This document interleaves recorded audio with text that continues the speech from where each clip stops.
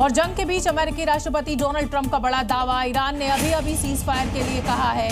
नए ईरानी प्रेसिडेंट ने रिक्वेस्ट की है, ये ट्रंप कह रहे हैं। हॉर्मुज़ खुलने तक सीज फायर नहीं होगा। लीजिए, ट्रंप फिर पलट गए हैं। तब तक ईरान पर हमले जारी रहेंगे। बड़ी खबर इस समय की। युद्ध के 33वें दिन अमेरिकी राष्ट्रपति डोनाल्ड ट्रंप ऐसे पलटे कि अपनी कही बातों को ही झुठला रहे हैं। जंग में बुरी तरह फंसने और ईरान के करारे पलटवार के बाद ट्रंप को समझ नहीं आ रहा कि करे तो करे क्या, और इसी वजह से अब वो अपनी कही बातों से पलटते नजर आ रहे हैं। अब तो वो जंग खत्म करने की भी बात कर रहे हैं। तो अमेरिकी राष्ट्रपति ट्रंप ने किसी समझौते के बिना ही ईरान युद्ध खत्म करने के संकेत दे दिए हैं। यहाँ तक कह दिया है कि ईरान को किसी भी डील की जरूरत नहीं है। मतलब ट्रंप युद्ध छोड़कर पीछे हटने वाले हैं, क्योंकि ईरान युद्ध के दौरान ट्रंप कुछ ऐसे ही एक्सपोज हुए हैं जो कहते थे कि हॉर्मुज़ खुलवा कर रहेंगे, जो दावा करते थे कि ईरान डील के लिए तड़प रहा है, और जिन्होंने ईरान में सत्ता बदलने की कसम खाई थी। और कुछ ऐसा भी नहीं हुआ। उल्टे ईरान अब ट्रंप को धमका रहा है। ईरान के इरादे चट्टानी हैं, लेकिन ट्रंप अब मैदान छोड़ने के संकेत दे रहे हैं, क्योंकि मिडिल ईस्ट जंग में यूएस अकेला पड़ गया है। ईरान के हमलों से दबाव में है, तख्ता पलट करने में नाकाम रहा, हॉर्मुज़ में तनाव बरकरार है, तेल की कीमत प्रभावित हुई है, नाटो ने जंग से किनारा कर लिया, अमेरिका में भी विरोध हो रहा है। ट्रंप के मन में क्या चल रहा है वो किसी को समझ में नहीं आ रहा। हॉर्मुज़ को लेकर तो एकदम भी नहीं समझ आ रहा। कभी वो कह रहे हैं कि हॉर्मुज़ से कोई लेना देना नहीं है, कभी कह रहे हैं बिना हॉर्मुज़ के खुले सीज फायर नहीं होगा। लेकिन इसी बीच ईरान ने ट्रंप को अब कब्र वाली धमकी दे दी है और सबको चौंका भी दिया है और साफ साफ कह दिया कि हॉर्मुज़ पर कब्जे की सोच दुश्मन को कब्र तक ले जाएगी। ईरान के इरादे साफ है, हॉर्मुज़ में जो भी टकराएगा वो चूर चूर हो जाएगा। तभी तो ट्रंप अब कब्जे की सोच को छोड़कर वहां से पीछे हटने की सोच रहे हैं, क्योंकि तमाम कोशिशों के बाद भी वो हॉर्मुज़ में कुछ खास कर नहीं पाए। यानी जिस डोनाल्ड ट्रंप के लिए कहा जाता था कि वो ताकतवर है, जो चाहते हैं कर लेते हैं, जब हमला चाहे तब कर देते हैं, उनको 33 दिन की इस जंग ने पूरी तरह से एक्सपोज कर दिया। और ऐसा एक्सपोज किया है कि सालों की बनाई ताकतवर देश की इमेज का गुब्बारा ही फूट चुका है। ईरान जैसा देश कब्र में पहुंचाने की धमकी दे रहा है। ईरान युद्ध में ट्रंप को कई सहयोगी देशों का पूरा समर्थन नहीं मिला। इटली, टर्की और स्पेन जैसे देशों ने सैन्य सहयोग या जमीन हवाई क्षेत्र देने से भी इनकार कर दिया। ब्रिटेन ने सीमित समर्थन दिया, जबकि फ्रांस और जर्मनी ने तनाव कम करने पर जोर दिया। यही कारण है ट्रंप इस युद्ध से जल्द पीछा छुड़ाना चाह रहे हैं, क्योंकि वो जानते हैं कि अगर युद्ध लंबा खींचा तो सबसे ज्यादा नुकसान उनका ही होगा, क्योंकि ट्रंप अब इस युद्ध में पूरी तरह से अकेले पड़ गए हैं। ऐसा इसलिए क्योंकि इटली ने सिसिली में अमेरिकी विमान उतारने की इजाजत नहीं दी। तुर्की ने अमेरिका का साथ देने के बजाय मध्यस्थता की भूमिका चुनी। स्पेन ने अमेरिकी विमानों के लिए अपना हवाई क्षेत्र बंद कर दिया। जर्मनी ने युद्ध खत्म करने की अपील की। फ्रांस ने अंतर्राष्ट्रीय कानून का हवाला दिया और खाड़ी देश युद्ध में सीधे शामिल होने से बच रहे हैं। मतलब साफ है, पश्चिमी देशों का जो गठबंधन सालों से एक साथ खड़ा रहा वो अब हिल रहा है। एक तरफ अमेरिका अकेले जंग लड़ रहा है और अपने साथियों से नाराज है, दूसरी तरफ यूरोप, नाटो और खाड़ी के सहयोगी देश इस जंग को अंतर्राष्ट्रीय कानून के खिलाफ मान रहे हैं और इसमें शामिल होने को तैयार नहीं है। एक तरफ ट्रंप सरेंडर मोड में है तो वहीं ईरान घातक मोड में चल रहा है। एक तरफ ट्रंप जंग रोकने की बात कर रहे हैं तो वहीं ईरान ने आज एक बड़े हमले की बात की है। मतलब अब से ठीक 3 घंटे बाद ट्रंप को गहरी चोट देने की तैयारी है। जहां ईरान के टारगेट पर है अमेरिका के स्पेशल 18, जिसमें Cisco, HP, Intel, Oracle, Microsoft, Apple, Google, Meta, IBM, Dell, Nvidia, JP Morgan Chase, Tesla, General Electric, Boeing जैसी कंपनियां शामिल हैं। ये सभी नाम अमेरिका की उन कंपनियों के हैं जो उसकी शान मानी जाती हैं, जिनकी बदौलत ही अमेरिका टेक सुपर पावर बना हुआ है। अब खलीफा ने अमेरिका से बदला लेने के लिए इन्हीं कंपनियों को टारगेट करने का ऐलान कर दिया है। IRGC ने कहा कि वो आज रात को अमेरिका की टेक कंपनियों के खिलाफ बड़ा ऑपरेशन शुरू करने जा रहा है। इसी के तहत ईरान के रात 8 बजे से इन कंपनियों पर हमले शुरू कर दिए जाएंगे। इसके साथ ही IRGC ने इन कंपनियों में काम करने वाले लोगों को भी दूर रहने की चेतावनी दी। अब ऐसी ही चेतावनी कुछ वक्त पहले ईरान ने अमेरिकी यूनिवर्सिटी को लेकर भी दी थी, जिसे उसने पूरा भी कर दिया और इराक में अमेरिकी यूनिवर्सिटी पर कल हमला कर दिया था। अब बारी दुनिया की इन बड़ी कंपनियों की है, जिन पर अगर अटैक हुआ तो जो जंग अब खत्म होने की तरफ बढ़ रही है उसे दोबारा भड़कने में देर नहीं लगेगी। ईरान एक बार फिर अमेरिका के सहयोगी देशों और उनके ऑयल ठिकानों को निशाना बनाना शुरू कर चुका है और इस बार टारगेट पर इराक के एरबिल में मौजूद ब्रिटिश ऑयल कंपनी रही, जिसे ड्रोन की मदद से टारगेट किया गया। और हमले के बाद पूरे इलाके में धुएं का गुबार उठता दिखा। हमला इतना खतरनाक था कि इसकी गूंज दूर तक सुनी गई। ईरान ड्रोन हमले ने पूरे इलाके को टारगेट किया, जिसकी वजह से इलाके में दहशत फैल गई। हमले के बाद पूरा इलाका धुआं-धुआं हो गया।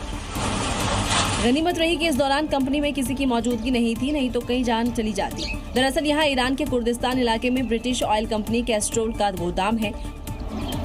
बता दें कि कैस्ट्रोल मूल रूप से एक ब्रिटिश कंपनी है जो BP यानी ब्रिटिश पेट्रोलियम का हिस्सा है। भारत में भी कैस्ट्रोल गाड़ियों में डालने वाली मोबिल ग्रीस के तौर पर इस्तेमाल होता है। वहीं इस हमले ने ब्रिटिश तेल कंपनी की चिंता बढ़ा दी है। पहले तो अमेरिकी मददगार देशों के सैन्य ठिकानों पर ही टारगेट किया जाता था, लेकिन अब एक बार फिर ईरान ने तेल इंफ्रास्ट्रक्चर को टारगेट करना शुरू कर दिया है। इजराइल पर ईरान का हमला जारी है। तेल अवीव और वेस्ट बैंक में ईरानी मिसाइल के हमलों से भारी नुकसान पहुंचा है। शहर में जगह जगह मलबे का ढेर दिख रहा है, जो ये बता रहा है कि ईरान कैसे इजराइल के एयर डिफेंस को भेद रहा है।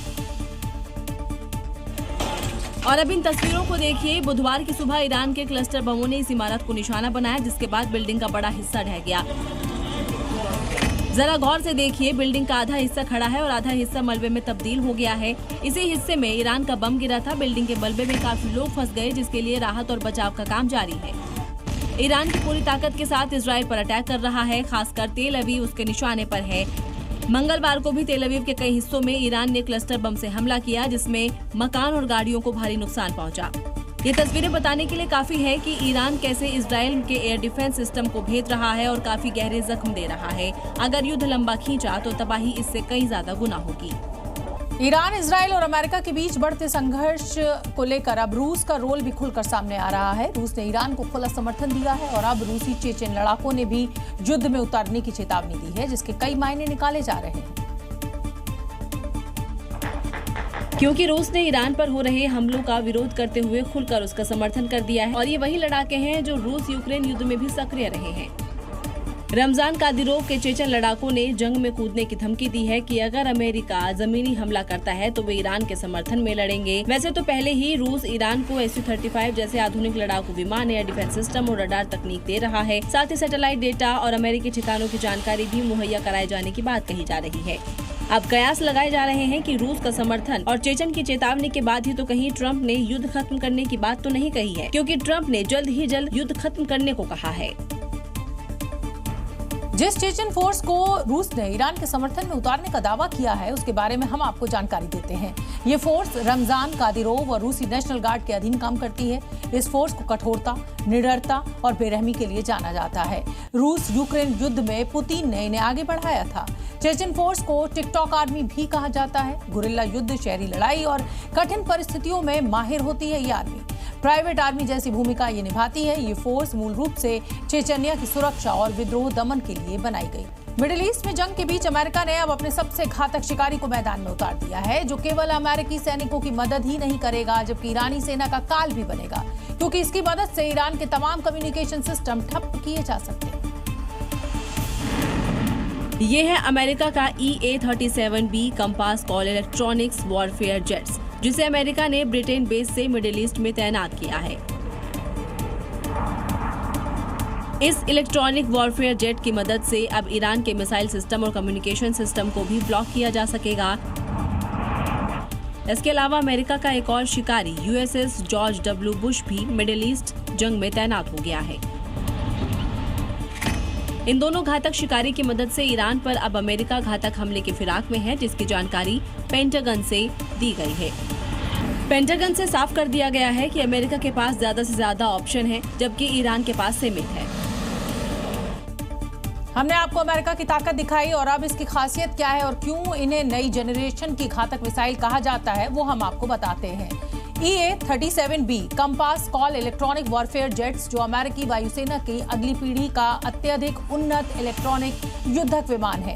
ये दुश्मन के रडार, संचार और कमांड नियंत्रण प्रणालियों को जाम कर उसे पूरे तरीके से बेकार कर देता है। जी हाँ, दुश्मन के हवाई इलाके के नेटवर्क को ही नष्ट करने के लिए इलेक्ट्रॉनिक हमले ये करता है।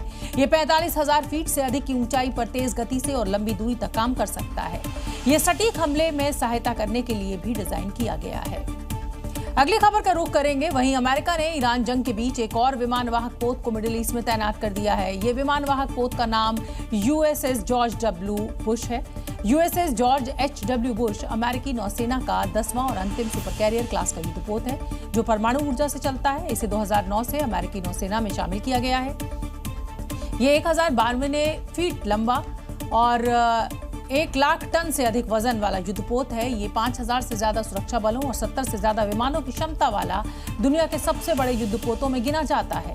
ये 20 साल से अधिक समय तक बिना ईंधन भरे काम कर सकता है। भले ही ईरान के साथ जारी युद्ध के लंबे खिंचते चले जाने से ट्रंप अब खींच में दिखाई दे रहे हैं और युद्ध के हटने के लिए एग्जिट प्लान तलाश रहे हैं, लेकिन इजरायली प्रधानमंत्री नेतन्याहू की ऐसी कोई मंशा नहीं दिख रही। वो तो ईरान के लिए घेराबंदी का प्लान बनाने में जुटे हैं और नए देशों के साथ गठबंधन की बात भी कर रहे हैं। और इस दावे में अगर जरा भी सच्चाई है तो ये ईरान के लिए ट्रंप से भी बड़ा खतरा है। नेतन्याहू बिना किसी शोर शराबे के इसे गठबंधन को आकार देने में जुटे हैं। इससे पहले भी अपने कई बैठकों में नेतन्याहू नए समीकरणों पर आधारित मैप पेश कर चुके हैं। हालांकि नेतन्याहू ने अभी तक किसी देश के नाम नहीं लिया है जो उनके नए संभावित गठबंधन का हिस्सा बनने जा रहा है। यही नहीं, नेतन्याहू होर्मुज को लेकर भी बैठक कर रहे हैं, जिसमें वो होर्मुज संकट का समाधान तलाश रहे हैं। ईरान युद्ध में भले ही ट्रंप और अमेरिका की साख को बट्टा लगा है, लेकिन नेतन्याहू अपने ऊपर ये दाग नहीं लगाने चाहते। वजह है कि वो ईरान की घेराबंदी के साथ ही युद्ध को अंजाम तक पहुँचाने की बात करते हैं। ईरान पर चौतरफा शिकंजा कसने के साथ ही नेतन्याहू ने हॉर्मुज के लिए भी मास्टर प्लान तैयार कर लिया है। ट्रंप जहां यहां पर अपना अधिकार जमाने की कोशिश में लगे हैं, तो नेतन्याहू इस कारोबारी रूट से हॉर्मुज को ही बाईपास कर देना चाहते हैं। नेतन्याहू का प्रस्तावित रूट है सऊदी अरब और UAE के तेल क्षेत्रों से पाइपलाइन के जरिए तेल पश्चिम की ओर भेजा जाएगा। ये पाइपलाइन सऊदी अरब से होते हुए जॉर्डन जाएगी, जो आगे बढ़ते हुए इसराइल तक पहुंचेगी। इसके बाद इसराइल के पोर्ट से तेल यूरोप भेजा जाएगा। नेतन्याहू चाहते हैं इसमें दोनों देशों में पहले से मौजूद पाइपलाइन को जोड़कर नेटवर्क बन सकता है। अब हम आपको ये भी बता दें कि इससे किसे फायदा होगा। इजराइल ये देश एक बड़े ऊर्जा ट्रांजिट हब में बदल सकता है। ये यूरोप के लिए एक अहम सप्लाई गेटवे भी साबित हो सकता है। सऊदी अरब और UAE इन देशों के हॉर्मुज पर निर्भरता कम करेगा। तेल निर्यात ज्यादा सुरक्षित और स्थिर हो जाएगा। यूरोप, रूस और हॉर्मुज दोनों पर निर्भरता कम करने का मौका मिलेगा, जिससे उसकी ऊर्जा सुरक्षा मजबूत होगी। जॉर्डन को ट्रांजिट फीस मिलेगी और इंफ्रास्ट्रक्चर के लिए विकास का फायदा भी मिलेगा। हालांकि इससे हॉर्मुज पूरी तरह से खत्म नहीं होगा, लेकिन मोनोपोली ईरान की जरूर खत्म हो सकती है। 28 फरवरी को ईरान के खिलाफ युद्ध शुरू करने वाले इजरायल ने ईरान पर किए अपने हमलों से जुड़ी रिपोर्ट जारी की है। IDF के लेटेस्ट आंकड़ों के मुताबिक ऑपरेशन लॉयंस रोर में अभी तक इजरायली सेना 16,000 से ज्यादा बम गिरा चुकी है। उधर अमेरिका ने भी हजारों हमले किए हैं, लेकिन ईरान जस का तस है। दरअसल IDF ने अपने सोशल मीडिया हैंडल पर पोस्ट कर ऑपरेशन लॉयंस रोर से जुड़े फिगर्स पब्लिक किया है। IDF के मुताबिक इजरायली सेना ने 800 से ज्यादा आक्रमण किए, जिसमें 16,000 से ज्यादा गोला बारूद का इस्तेमाल किया गया। ईरान पर 10,000 बार एयर स्ट्राइक की गई। इस दौरान 4,000 ठिकानों पर गोलाबारी की गई। 2,000 से ज्यादा सैनिक या कमांडर मारे गए। फाइटर्स की 800 से ज्यादा उड़ानें हुई। इस दौरान 5,000 नए टारगेट भी चुने गए। इसके साथ ही 40 सेकंड में 40 अधिकारियों के मारे जाने का भी जिक्र है।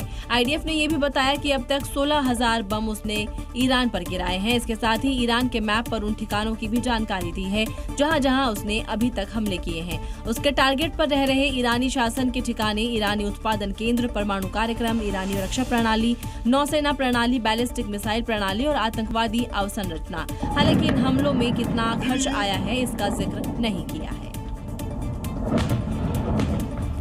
ईरान में अमेरिका और इजराइल के हमले लगातार जारी है। ईरान की राजधानी तेहरान समेत कई शहर एक बार फिर जोरदार धमाकों से दहल उठे हैं।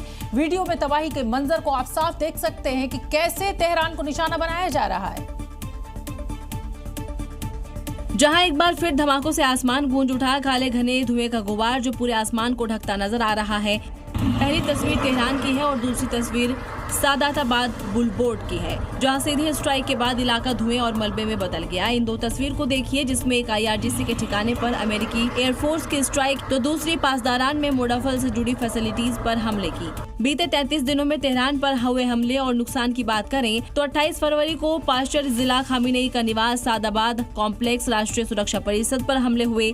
1 मार्च को आजादी स्टेडियम, आजादी स्क्वायर, मिलाद टावर पर हमले हुए। 2 मार्च को मालिक अख्तर विश्वविद्यालय, पासदारन IRIB मुख्यालय और बासिज पर हमला हुआ।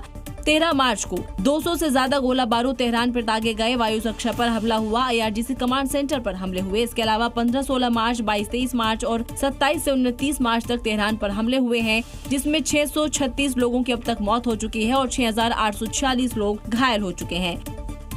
इसके अलावा कई सरकारी बिल्डिंग्स ध्वस्त हो चुकी है। एयरपोर्ट पर डैमेज, बिजली कटौती, रिहायशी इलाकों में नुकसान हुआ है। ईरान युद्ध के दौरान जितनी मिसाइलें चल रही हैं, उतनी ही जुबानी लड़ाई भी चल रही है और इसी बीच ईरान ने एक ऐसा लड़ाका सामने खड़ा कर दिया है जिसके बयानों ने ट्रंप की आंख में जरूर किरकिरी पैदा कर दी है।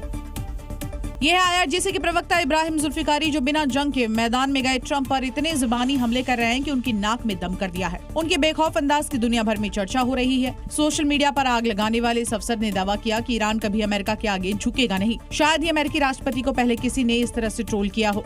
वो बार बार ट्रंप को चुनौती देते हैं कि युद्ध का नतीजा ट्वीट से तय नहीं होता, जंग के मैदान में उतरना पड़ता है। आज के दौर में युद्ध सिर्फ हथियारों से नहीं बल्कि शब्दों और संदेशों से भी लड़ा जाता है। जुल्फिकारी का वायरल वीडियो इसी नैरेटिव वॉर का हिस्सा माना जा रहा है, जहां देश अपने विरोधियों पर मनोवैज्ञानिक दबाव बनाने की कोशिश करते हैं। लेबनान में इजरायली सेना ने एक्शन और तेज कर दिया है। बेरूत में एक साथ कई मिसाइल हमले हुए हैं और इसके बाद पूरे इलाके में अफरा तफरी मच गई है। उसका सबूत है ये तस्वीरें। सड़क पर खड़ी कार को मिसाइल से निशाना बनाया, जिसके बाद कार में आग लग गई। आग की लपटें और धुएं का गुबार अंधेरे को भी चीर रहा था। बेरूत में हर जगह तबाही का मंजर है। आसमान में गिरती मिसाइलें और पल भर में सब कुछ बर्बाद कर दे रही हैं। हमले के बाद चारों तरफ आग ही आग है। गाड़ियां जल रही, लोगों को समझ नहीं आ रहा वो क्या करें। आग बुझाने के लिए पानी की बौछार की जा रही है, लेकिन आग इतनी भयंकर है कि तमाम कोशिश नाकाम हो गई। लगातार हो रहे धमाके और मिसाइल अटैक के बाद बेरूत में अफरा तफरी का माहौल है। लोग सड़कों पर यहाँ वहाँ भाग रहे हैं। कई गाड़ियों के सड़क पर आ जाने के कारण जाम लग गया है। हमले में बेरूत में मरने वालों की संख्या 6 हो गई है। युद्ध में इजराइल ने लेबनान के कई हिस्सों में ताबड़तोड़ अटैक किए। उसका कहना है कि हिजबुल्लाह के ठिकानों को नेस्तनाबूद कर रहा है, लेकिन तस्वीरें रिहायशी इलाकों से आ रही है। जिस तरह मिडिल ईस्ट की जंग में एक के बाद एक कई देश युद्ध की जद में आ गए हैं, ऐसे ही सीरिया को भी हमले का डर सता रहा है। एक तरफ ईरान उन सभी खाड़ी देशों पर हमले बोल रहा है जहां अमेरिकी बेस है, तो दूसरी तरफ इजराइल ईरान के साथ साथ लेबनान, फिलिस्तीन पर भी हमले कर रहा है। कुल मिलाकर मिडिल ईस्ट की इस जंग में 12 से 14 देश डायरेक्ट या इनडायरेक्ट इन्वॉल्व हो चुके हैं। ऐसे में जंग के मैदान के इतने करीब होने पर सीरिया का डरना भी लाजमी है। इसीलिए सीरियाई राष्ट्रपति अहमद अल शारा ने कहा, हम युद्ध से दूर रहेंगे जब तक कि सीरिया पर कोई हमला नहीं होता या कूटनीतिक विकल्प पूरी तरह से खत्म नहीं हो जाते। हम नहीं चाहते कि सीरिया युद्ध का मैदान बने। दरअसल अल शारा ब्रिटेन के दौरे पर थे और इसी ब्रिटेन में एक कार्यक्रम में उन्होंने सीरिया का स्टैंड भी बताया। हालांकि यहाँ आने से पहले वो यूरोपीय देशों को सपोर्ट करने की बात भी कर चुके हैं। जाहिर है ईरान का नाम लेकर बयानबाजी करने पर हमले का डर तो सताएगा ही। ममता बनर्जी से अलग होकर मुसलमानों की नई राजनीति शुरू करने वाले हुमायूं कबीर को असदुद्दीन ओवैसी का साथ मिल गया है। बंगाल के मुस्लिम वोटर्स को दुविधा में डालने की कोशिश हो रही है, तो दूसरी तरफ टीएमसी की भी अब चिंता बढ़ गई है और इसी कड़ी में आज ओवैसी ने कबीर के साथ मंच साझा किया और एक बड़ी रैली को संबोधित भी किया। मुर्शिदाबाद में हुई रैली को लेकर मुस्लिम वोटर्स ने जबरदस्त उत्साह देखा गया। यहां ओवैसी ने जहां हुमायूं को कबीर को अपना भाई बताया, तो वहीं मुस्लिम समाज से 2 भाइयों की जोड़ी को बड़ी कामयाबी दिलाने का आग्रह भी किया।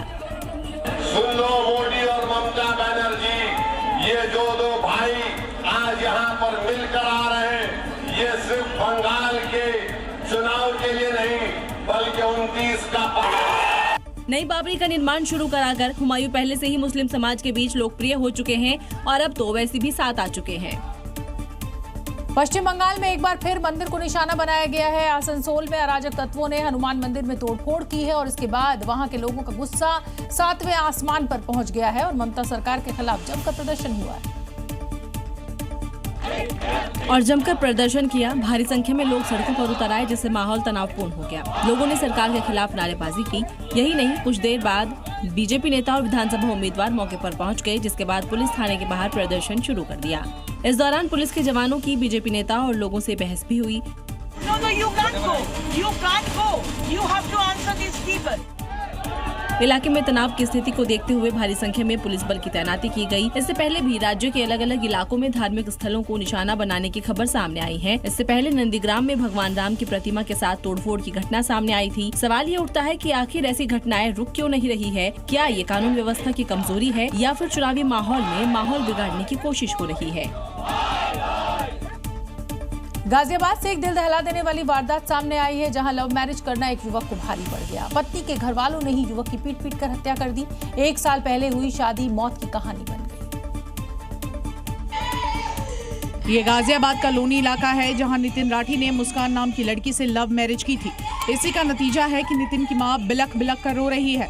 शादी के कुछ समय बाद ही नितिन मुस्कान के बीच अनबन शुरू हो गई। मुस्कान के घर वाले लगातार नितिन को धमकी थ्रेट देते थे, क्योंकि दोनों अलग धर्म से थे। नितिन हिंदू धर्म से था और जबकि मुस्कान मुस्लिम धर्म से ताल्लुक रखती थी। धीरे धीरे बात सुलह तक पहुंच गई। मायके वालों ने सुलह करने के लिए नितिन को बुलाया और सुलह के बहाने नितिन की गला दबाकर हत्या कर दी। आरोप है कि समझौते के नाम पर ससुराल वालों ने नितिन के साथ बेरहमी से मारपीट की। गंभीर हालत में नितिन को घायल छोड़कर आरोपी फरार हो गए। इलाज के दौरान नितिन की मौत हो गई। घटना के बाद परिवार में मातम पसरा हुआ है। पुलिस ने ससुर और उसके भाई को हिरासत में ले लिया है और बाकी आरोपियों की तलाश जारी है। लेकिन प्यार से शुरू हुई कहानी मौत पर खत्म हो गई और पीछे छोड़ गई कई सवाल। दिल्ली में जैसे ही स्कूलों में नया सेशन शुरू हुआ, प्राइवेट स्कूलों की मनमानी भी शुरू हो गई। स्कूलों ने फीस बढ़ाना शुरू कर दिया और साथ ही बच्चों को परेशान करना भी। दिल्ली के सलवान पब्लिक स्कूल में कुछ ऐसी ही घटना घटी। स्कूल प्रशासन ने सीधे पेरेंट्स को कॉल कर दिया और अपने बच्चों को स्कूल से वापस ले जाने को कह दिया। पेरेंट्स का आरोप है कि बढ़ी हुई फीस जमा न करने की वजह से सेशन से पहले दिन बच्चों को क्लास में एंट्री नहीं दी गई। कॉल जाने के बाद पेरेंट्स अपने बच्चों को लेने के लिए स्कूल के बाहर पहुँच गए, प्रदर्शन किया। हमारे को ऐसे ही कॉल आया और बच्चे ले जाइए, भैया क्या बोला गया और कि फीस दीजिए, जो बढ़ी हुई फीस है, ये सब बोला गया है क्या? हाँ, वही बोला है कि आप अपनी बढ़ी हुई फीस दीजिए तभी पढ़ाएंगे, अदरवाइज नहीं पढ़ाएंगे। स्कूल ने कोर्ट के नियमों को भी सही माना है। कोर्ट के आदेश में था कि दिल्ली में प्राइवेट स्कूल आगामी सत्र पुरानी फीस लेनी होगी। अगर कोई स्कूल ज्यादा फीस वसूली करता है तो उस पर कार्रवाई होगी। फीस रेगुलेशन कमेटी का गठन फिलहाल टाल दिया गया था। प्राइवेट स्कूलों ने फीस रेगुलेशन कानून को चुनौती दी है। दिल्ली हाई कोर्ट 18 अप्रैल 2026 को इस मामले की अगली सुनवाई करेगा, लेकिन उससे पहले ही स्कूल ने अपनी मनमानी दिखानी शुरू कर दी है और फीस बढ़ा दी है। लेकिन अगली खबर का रुख करेंगे उत्तर प्रदेश के सीतापुर से। ये अगली खबर, जहां अतिक्रमण के खिलाफ विशेष अभियान चलाया जा रहा है और इस दौरान अवैध तरीके से सरकारी जमीन पर बनाई गई मजार और कब्रिस्तान की दीवार को ध्वस्त कर दिया गया।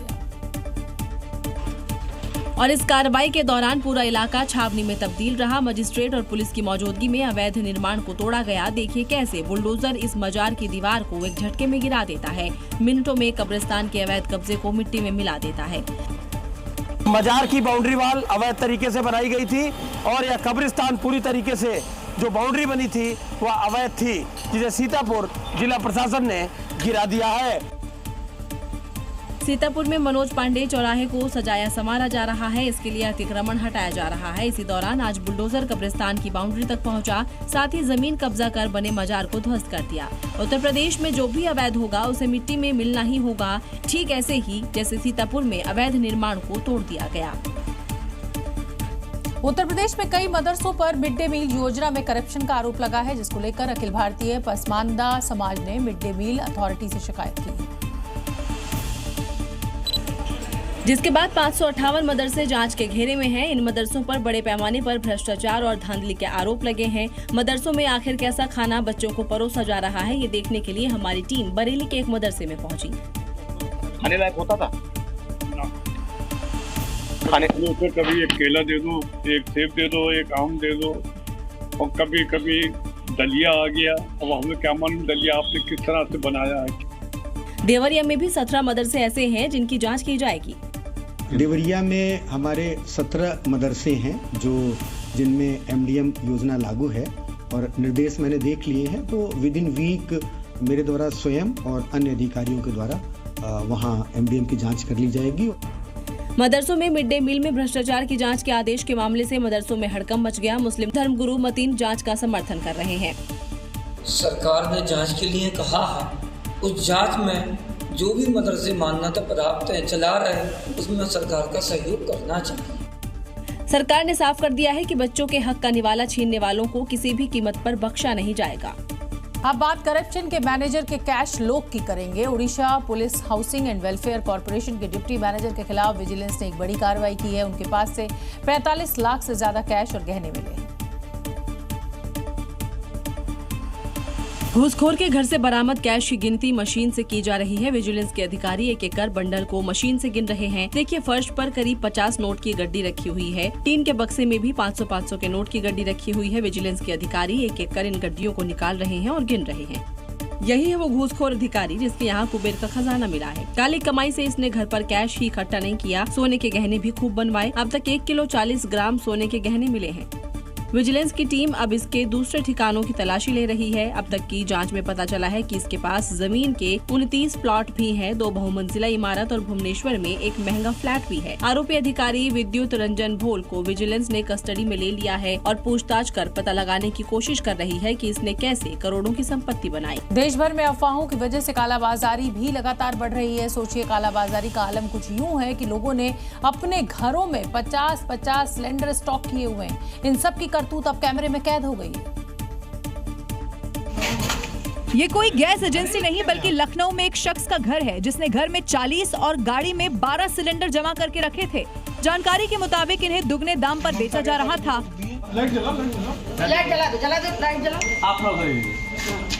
आप थोड़ा पीछे भरे रखे हुए हैं तुम।